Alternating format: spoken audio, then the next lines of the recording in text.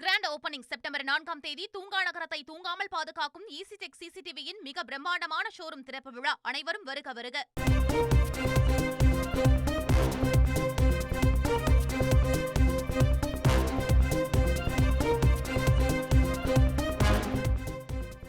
மசோதா விவகாரம் தொடர்பாக உச்சநீதிமன்றத்தில் கர்நாடகா அரசு வாதத்தை முன்வைத்திருக்கிறது. முழு விவரங்களோடு இணைகிறார் நமது செய்தியாளர் வெங்கடேசன்.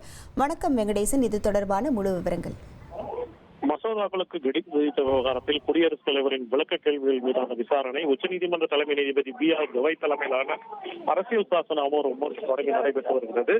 கர்நாடக அரசின் சார்பில் மூத்த வழக்கறிஞர் கோபால் சுப்பிரமணியம் இன்று ஆஜராகி உண்மையான நிர்வாக அதிகாரம் என்பது மத்திய மாநிலங்களின் அமைச்சரவையிடமே உள்ளது என்றும் ஆளுநர்களும் குடியரசுத் தலைவரும் அமைச்சரவையின் ஆலோசனையின்படியே நடக்க வேண்டும் என்றும் சில விதிகளுக்காக எம்பியை தகுதி நீக்கம் செய்ய தேர்தல் ஆணையத்தின் ஆலோசனையின்படி குடியரசுத் தலைவர் செயல்பட வேண்டும் என்றும் இதுபோல குடியரசுத் தலைவர் ஆட்சியை அமலாக்குவது முரண்பாடுடைய மசோதாவை குடியரசுத் தலைவருக்கு அனுப்பி வைத்தது ஆகிய நேரங்களில் மட்டுமே ஆளுநர் விருப்புரிமை அதிகாரத்தை பயன்படுத்த முடியும் என்றும் ஆளுநர் மாநில அரசு என இரு அரசுகள் ஒரு மாநிலத்தில் இருக்க முடியாது என்ற வாதத்தை முன்வைத்துள்ளார். இந்த விசாரணை நாளையும் தொடர்கிறது.